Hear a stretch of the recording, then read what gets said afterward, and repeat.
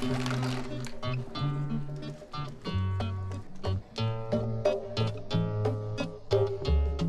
appreciate the art of Nelson da Costa, one must consider his profound personal journey through war, violence, and loss. Nelson explores these themes through bold color, shadow, and silhouette.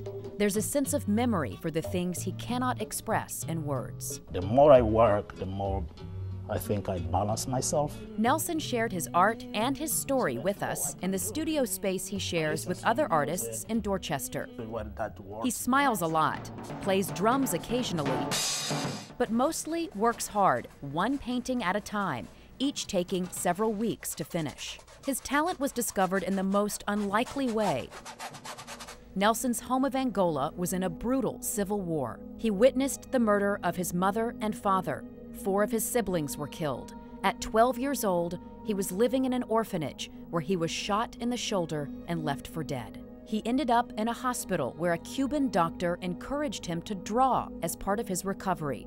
The doctor was impressed with Nelson's abilities, and Nelson had found a safe way to express himself. Because when you are in the war, nobody wants to listen stories. People just want to protect themselves. They don't have time to share. Nelson's doctor helped him escape to Cuba, where he could attend school. But Nelson says it was a difficult transition. He was 14 in a strange country where he didn't speak the language or understand the culture.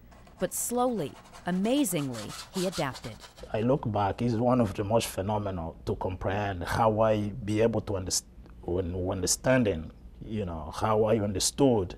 I am in Cuba, I need to learn this, I need to create some strategy to survive, to comprehend where I live, how I live, and which type of person I want to be. In Cuba, Nelson got an education, married another artist, and began to develop his artistic style. It's hard to categorize, part abstract, part figurative.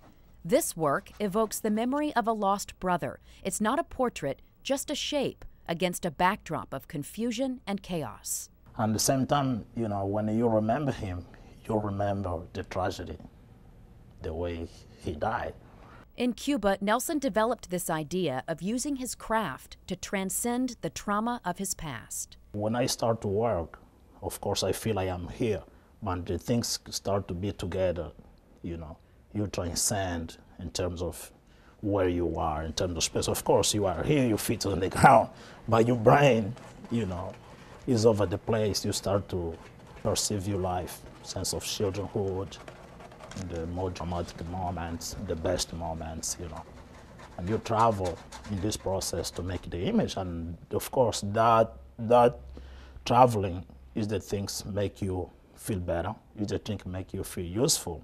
Nelson lived and worked in Cuba 18 years until he and his wife decided to immigrate to the United States. In 2002, Nelson ended up in Boston, where once again he was homeless in a new country where he didn't speak the language. He found shelter here at the Pine Street Inn, where he learned English and refocused his life on his art. I think Nelson's career is one in which I could easily believe almost anything happening. I think the upside is huge with him.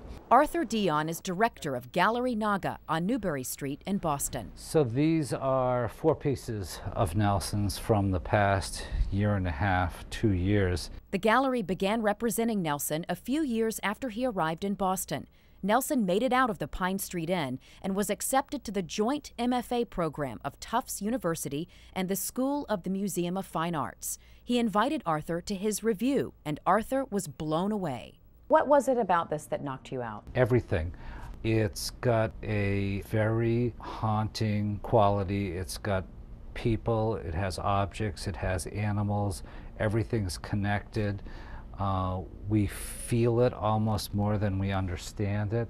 We recognize some things, we don't recognize everything. There's something hopeful about it, but there's also something difficult about it. And that, Arthur says, is the mark of truly great art. It challenges and makes a demand. Nelson hopes people sense his story on a global scale in the context of millions of other victims of violence. In 2005, Nelson was given political asylum in the U.S. He's now the proud father of 2 young boys, looking for ways to use his art to help others. I think art is good to see, you know, this human family. At some point we have been very much dysfunctional, but I hope somehow some generation will be more functional.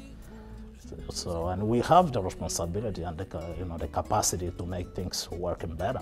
Nelson is one of the tenderest people I've ever met, and the fact that he's had difficult life experiences he's had and can approach the world with the openness and trust that he does is astonishing to me.